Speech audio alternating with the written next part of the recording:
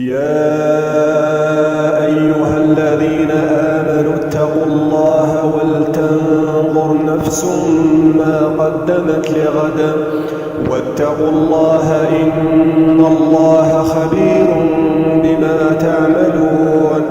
ولا تكونوا كالذين نسوا الله فأنساهم أنفسهم أولئك هم الفاسقون. لا يستوي أصحاب النار وأصحاب الجنة، أصحاب الجنة هم الفائزون.